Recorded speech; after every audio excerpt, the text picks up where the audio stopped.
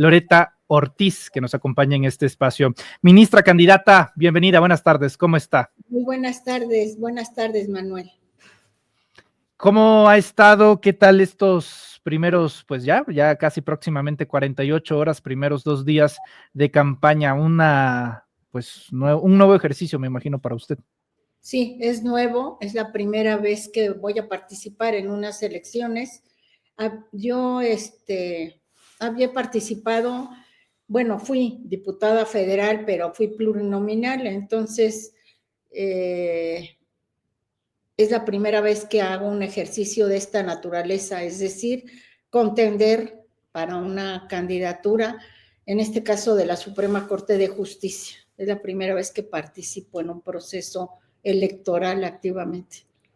¿Y qué le han aconsejado o qué ha asumido para esta nueva campaña que es histórica y compleja por lo mismo de ser nueva? Sí, y yo misma lo veo y me lo han comentado otras personas, es una elección, pues sí, no podemos dudarlo, histórica, que trae un grado de complejidad y que es de suma importancia que todas las personas salgan a ejercer su derecho al voto, que yo digo que es un derecho y una obligación, porque con esta elección pues se van a definir la historia y el comienzo de una nueva época en el Poder Judicial Federal y local. Es decir, no solo se van a elegir a los ministros, sino también a los integrantes del Tribunal de Disciplina, Sala Superior, jueces, magistrados federales, Tribunal de Disciplina local y jueces y magistrados locales. Entonces es una decisión, hay más de 3,000 candidatos, es una elección importantísima y que pues ayer básicamente, porque ayer lo pude mencionar, porque ya entramos en este proceso de que lo puedo decir ahora de campaña, llamar al voto. Es muy importante que las personas se informen, que pueden ver los datos de las personas o tomar conocimiento de cómo son ellas, cómo han dictado sus resoluciones y sentencias. En el caso de tu servidora o en el caso de los otros jueces y magistrados que estén en funciones, a través de las plataformas continentales, plataformas digitales. Pues también con el internet llegamos hasta Europa, aunque no creo que le sirvan mucho los votos en Alemania o en Francia, pero sí. Plataformas digitales, ahí están, la del Poder Judicial Federal, están mis sentencias y también están mis votos. Y que he jugado un papel muy importante, modestia aparte, porque se debió a tu servidora, que incluso tengo un libro publicado, el de la energía eléctrica, donde sostuve, conseguimos los 4 votos, que el derecho a la electricidad es un derecho humano, que como así tenemos el derecho a la vivienda digna con electricidad ahora y más a raíz de lo del COVID, tenemos el derecho si no tuviéramos electricidad, a la educación, al trabajo, a la salud, o sea, todo depende de la electricidad. Y sostuve en el proyecto principalmente que no constituye un monopolio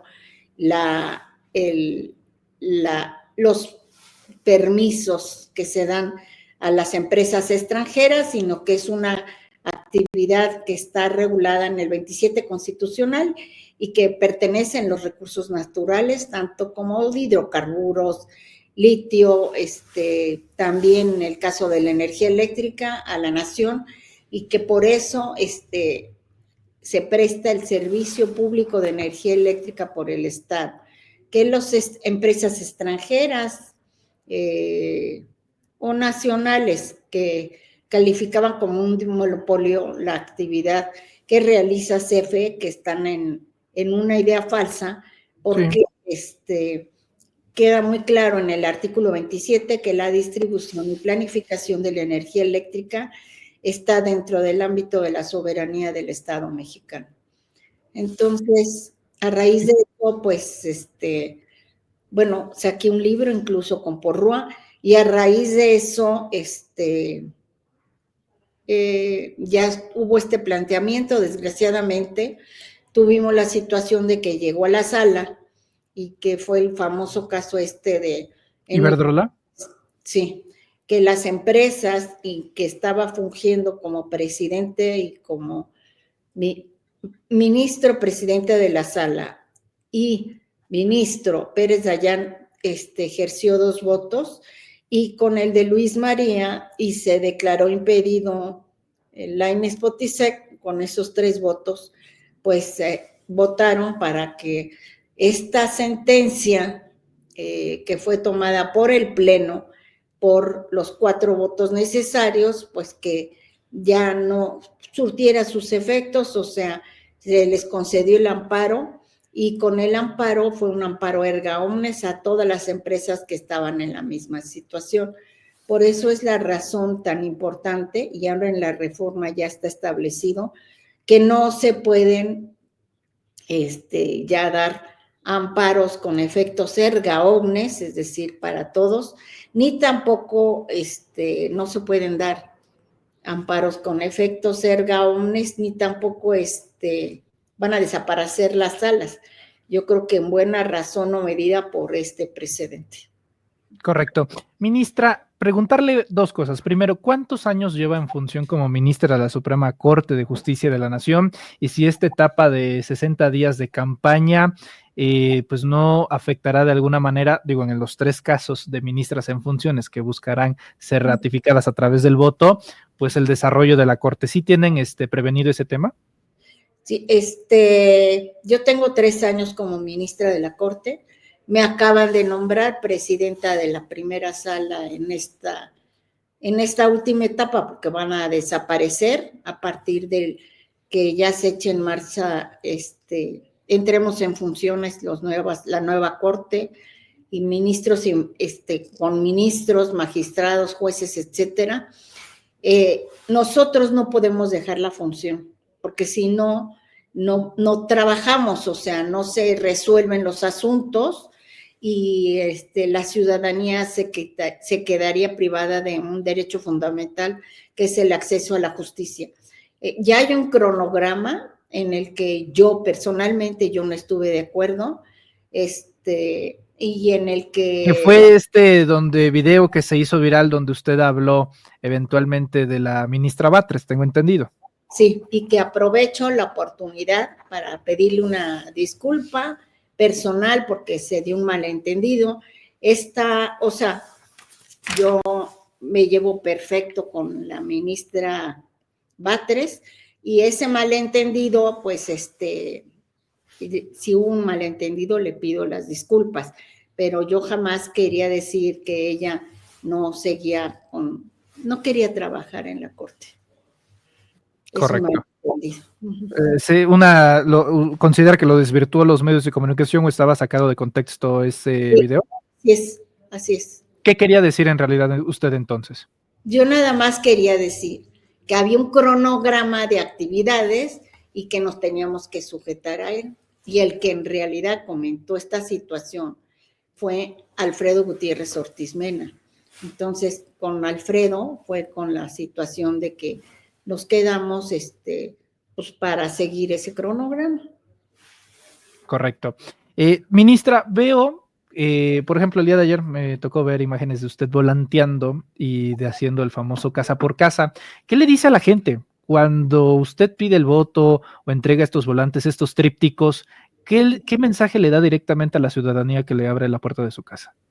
A ver, tengo esta práctica del volanteo, esta sí la tengo, porque soy obradorista de corazón, o sea, yo tuve que ver con la fundación del movimiento, o sea, 25 años con Andrés Manuel López Obrador. Y me regalaron unos tenis, nada más a empezar, y el casa por casa.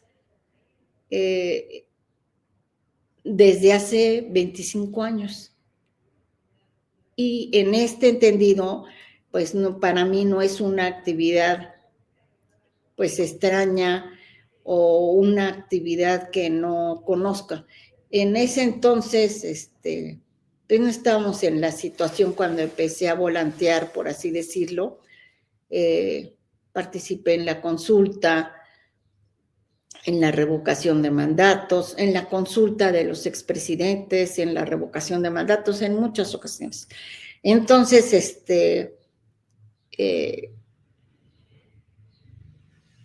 en todas esas ocasiones y ahorita, como les llego y les digo, bueno, buenas tardes, me presento, soy Loreta Ortiz, estoy para candidata a ministra de la Suprema Corte, y en algunas ocasiones, pues sí, no es sencillo, porque las experiencias que ha tenido las personas más bien son amargas, tristes y amargas. Los confunden incluso a ustedes como si fuesen alcaldes de pares, piden el voto, pero y no vuelven, pero pues no es el caso de ustedes porque no van a gobernar. Exacto, pero además amargas, porque una señora, y me dejó impresionada, me dijo, es que vienen a pedirnos el voto y después se olvidan, ¿no? ¿Dónde estaban ustedes en la jubilación de los trabajadores del ISSSTE? Y usted ya era ministra y, bueno, me empezó, y le dije, mire, no me correspondió a mí. Yo llevo 3 años, pero le aseguro que si yo estuviera en ese lugar, ejerciendo esas funciones, yo hubiera dictado una sentencia que fuera a favor de los derechos de los trabajadores. Pero es una situación que la mayoría de la gente trae reclamos. O sea, hay situaciones que me vienen a reclamar que no me corresponden a mí. Pero bueno, después de una explicación y ya, les digo, pues es que voy a tratar, o sea, ponerle en contacto con la persona que la puede ver este asunto y si cae dentro de mi ámbito, pues yo canalizo los asuntos. También, pues él les acabo de decir, soy una ministra que lleva 3 años, que me preocupan todos los derechos de los derechos humanos de todas las personas, sean de niños, niñas, adolescentes, sean adultos mayores, sean mujeres, sean, o sea, de la diversidad sexual, migrantes irregulares, mujeres, en fin, de todos los grupos, trabajadores, hay una preocupación, tengo esta preocupación desde joven, me he especializado en derechos humanos y esa especialidad la tomé porque tengo una vocación, esa es la verdad, una vocación desde niña de que me quería preparar como abogada y sí, una vocación por la justicia. O sea, yo sostengo que es diferente legalidad a justicia. Justicia no es la legalidad, la simple legalidad, es interpretar la norma para que en ese caso concreto, en ese contexto específico, se resuelva a base a los principios del derecho internacional de los derechos humanos, pro persona y sobre todo con base a la equidad. Es decir, es convertir a la norma en una sentencia humana que ve el rostro de la otra persona, que no es una aplicación automática. Tenemos la inteligencia artificial que ya puede darnos sentencias y que son totalmente deshumanizados, o sea, claro, se recurre a inteligencia artificial en varios países. Fui incluso a un seminario en representación de la Suprema Corte, a un congreso, a Río de Janeiro, con el J20, al que fue invitado después la presidenta con los jefes de Estado, en este caso fuimos los ministros de la Suprema Corte, presidentes. A mí me autorizaron, yo fui en representación de la Suprema Corte de México y hablamos de inteligencia artificial. Y en esa situación de la inteligencia artificial, pues son, pues sí, entes digitales, entes artificiales, los que resuelven, que son autónomos, y es una gran diferencia que te denieguen un recurso o un amparo, un robot, por así decirlo, a que lo haga una persona de carne y hueso. Claro. Ministra Loreta Ortiz, voy leyendo los comentarios y aprovecho también para hacerle esta pregunta. Usted hace unos momentos se definió como obradorista y tengo entendido que también usted es fundadora de Morena, ¿verdad? Sí, así es. Bueno, Así. bueno, uno de los principios del obradorismo, entre muchos, es la austeridad republicana. Y un reclamo popular es el tema de los salarios de los ministros, de lo oneroso que ha sido la Corte estos últimos años. Me gustaría preguntarle, ¿qué opina usted de los salarios que actualmente reciben los ministros de la Corte? Y si con este cambio de la elección judicial hay, pues, entre otras cosas, parámetros para que se empiece a respetar el tan escuchado artículo 127 constitucional de las remuneraciones por debajo de la presidencia de la República. ¿Usted qué opina de eso? Bueno, en primer término, ahora puedo continuar como candidata para la Suprema Corte porque hay que puntualizar que los otros ministros renunciaron, o sea, renunciaron porque no precisamente no querían bajarse las prestaciones y el sueldo por debajo a la presidenta de la República, no querían quedarse sin su haber de retiro. En esta situación, pues está Norma Piña, Margarita Ríos Farjat, Juan Luis González Alcántara Carrancá, Alfredo Gutiérrez Ortiz Mena, Alberto Pérez Dayán y Luis María también, bueno, él se jubiló y él no tuvo que renunciar porque se cumplió su periodo como ministro de la Suprema Corte. En el caso de las 3 ministras que nos quedamos, las 3 decidimos, en mi caso particular, yo decidí, sí, consideré que para mí lo importante, porque tengo una vocación de servicio, de servir a los demás. No es recibir el gran sueldo. Incluso mi hija me dijo, ¿por qué no te retiras, mamá? Ya te tomas un cafecito y un pancito. No, lo hago por vocación. Realmente, yo ahorita a estas alturas, lo dije ayer, tengo 70 años, podría dedicarme a cuidar a mis nietos, a vivir la vida, pero no lo hago porque me gusta lo que hago y además tengo una vocación y me he preparado toda una vida para ocupar este cargo, o sea, toda una vida tengo la licenciatura en la Libre, la maestría en la Ibero, un doctorado, SNI 3, he publicado varios libros. Además de todo esto, tengo la experiencia porque fui consejera de la Judicatura y ahora soy ministra. Entonces, decidí renunciar a mi sueldo, ponerlo por debajo de la presidenta de la República, mis prestaciones, ya contraté mi seguro de gastos médicos, en fin, a cualquiera cuestión que sonara a privilegio y en razón de que quiero que legitimarme con el voto de la ciudadanía y someterme a este proceso de votación. Para mí es muy importante esta elección porque veré reconfirmado que mi votación es aceptada y legitimada por los ciudadanos. Y estoy segura que en el caso de los otros jueces y magistrados y ministros es la misma situación. Los que permanecemos aquí es por una vocación de servicio y por eso aceptamos que nos disminuyeran el sueldo. Ministra Loreta, le quiero preguntar, soy tabasqueño, entonces usted recordará cierta entrevista que le dio a Telereportaje al periodista Emanuel Civilla, y vaya que se hizo viral en sus declaraciones. En Reporteros MX tomamos justamente esa declaración, y usted comentaba que a sus inicios el equipo de Ricardo Salinas Pliego, un subordinado representante de Ricardo Salinas Pliego, pues prácticamente usted mencionó que pues a cambio de paquetes publicitarios, como que se diera una especie de enroque a favor de sentencias de Grupo Salinas, de Salinas Pliego. No, me gustaría recuperar esto que mencionó en aquel momento, porque tengo entendido que incluso han metido documentos para que usted ya no participe y se involucre en ciertos temas de Grupo Salinas. Preguntarle si es así de común este tipo de ofertas, de tensiones dentro de la Suprema Corte, y cómo ayudar para que en esta nueva etapa pues ya no venga el poderoso, el potentado y a ver quién pesca para que salga beneficiada a su empresa. Bueno, no puedo decir nada porque ya se han formulado impedimentos, prácticamente contra todos los de la Corte.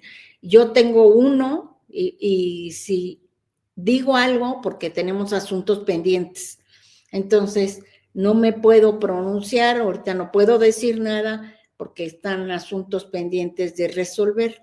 Y perdón, una disculpa, pero no puedo decir nada. No se preocupe. Bueno, déjemelo para después, cuando ya se resuelva. Mejor permítame preguntarle entonces, en el caso de la Suprema Corte, en un caso estricto, paradójico, que no tiene nada que ver con la realidad, si un multimillonario adeudara miles de millones de pesos y la Corte le tocara resolver, por decir algo, la unidad de inteligencia financiera, si tiene la posibilidad de involucrarse en sus cuentas financieras, en el registro de estas cosas, ¿usted estaría de acuerdo que las instituciones del Estado tuvieran la autorización, tuvieran la facultad para revisar que nadie eluda sus impuestos?